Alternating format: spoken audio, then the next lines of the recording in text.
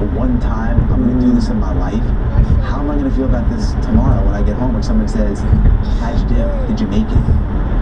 Terrible. You know, my legs are swollen at mile 18. I want to drop out of the race in the marathon, but I don't want to come home the next day after the New York Marathon. Did you finish? So remember tomorrow. So I just kind of said that to myself over and over, like, just remember how you're going to feel about this, and remember how proud you're going to feel at the end of the journey. And before I went, my wife said, don't leave until you have a breakthrough you're broken. And I'm like, I'm not broken, and I haven't had a breakthrough. I'm saying. So did you get broken or have a breakthrough? You know, it's funny. I know the answer. At least I had some breakthroughs, for sure, but I never felt broken. And I think the reason I never felt broken is because it had a definitive end date. Yeah. So broken for you would have been like, I'm leaving. Broken would have been like, yeah.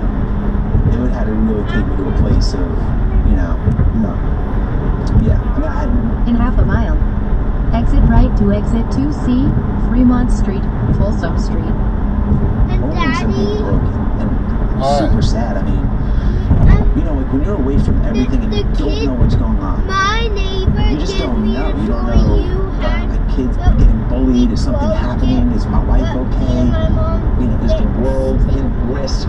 Oh, that's good. You just don't know. Yeah. And you start to imagine that the world's going to end. Exit right to exit 2C, Fremont Street, Folsom Street.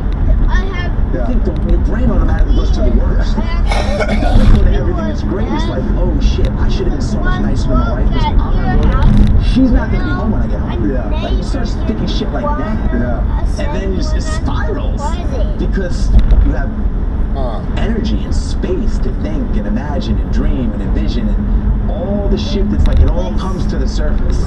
In 1,000 feet, stay to the left. And, you know, because it's in the real world, if you're having a tough day, you could say to Dave, you guys go, you know what, let's put on a movie. Stay to the left to Fremont Street. In Netflix and just fucking escape. You Yeah. sit down, you order Chinese food, and you have your Netflix and you watch. But guess what? The issues don't go away. Mm-hmm. When the movie's over, that shit is In 600 feet, turn right on Howard Street. still there on your to-do list. They're still there when I'm watching Netflix They're sometimes still- too, you know? Right, they're Yeah. still there. Yeah. And, you know, this forced you. There was no escape. Mm-hmm. This was your escape. So it forced me to have to think through stuff. And I got a lot of clarity. You know, it's funny, although this is in no way comparable, when I did my off-the-grid thing last year, and for a week 10 days or so, we were in Mexico, and I just needed to do nothing.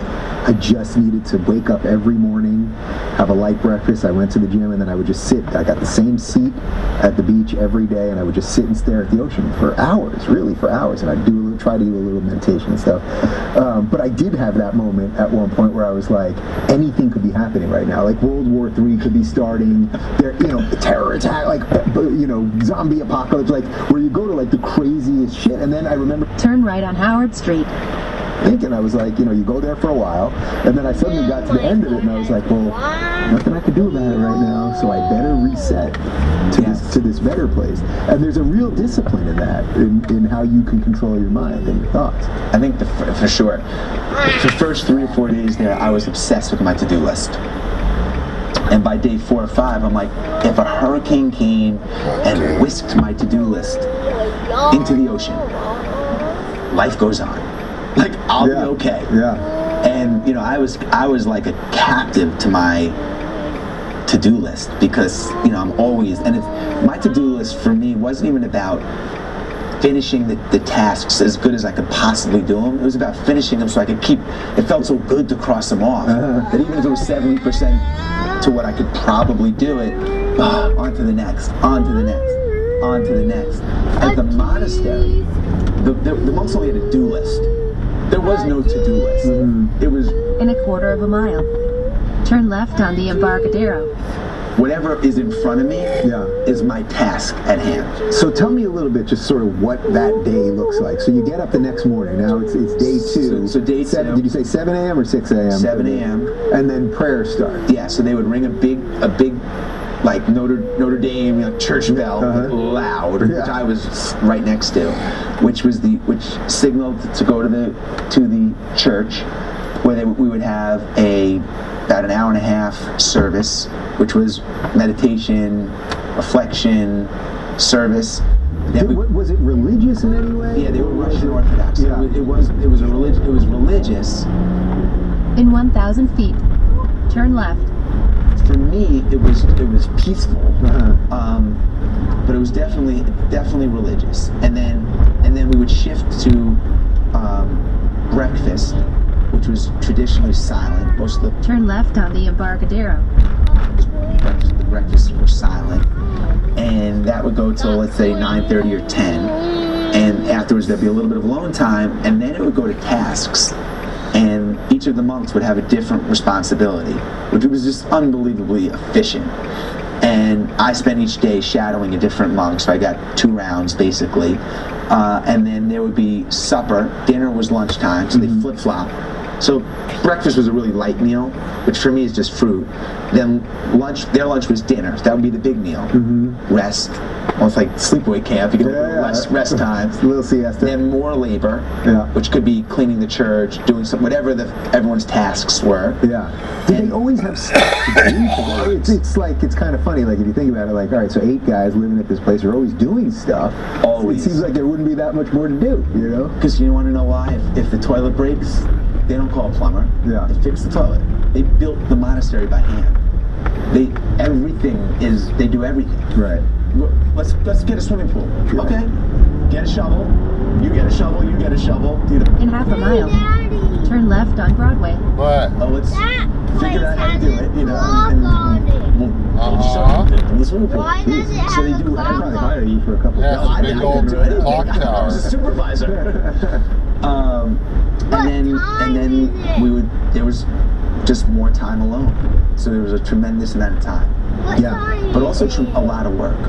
So talk a little bit about the disconnection from it's technology. I get the 6:29. concerns about your wife, your kids, things like that.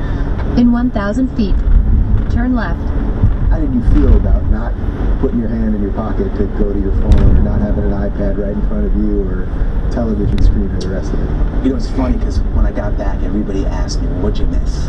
And Turn left on Broadway. the obvious answer is I miss my family and this and that, but no one ever asked me, what didn't you miss? And what I didn't miss at all were things that I do every day that I thought I would miss. For example, I went during the NCAA tournament. I didn't miss not watching March Madness. It's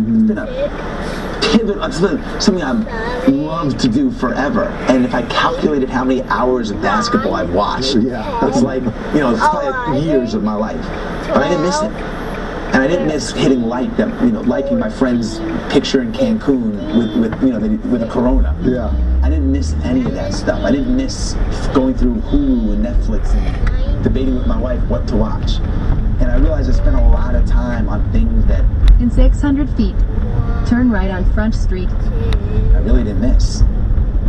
And if I eliminated some of those, I would free up a lot more time to do the things I love to do with the people I love to do them with. Yeah. So, but it was, Turn right on Front Street. and I'm so comfortable with my phone's always in my hand.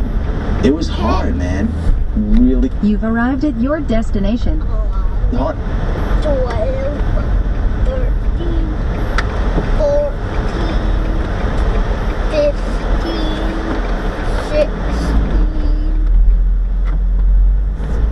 17, 18, 19, 20, 21, 22, 23, 24, 25, 26, 27, 28.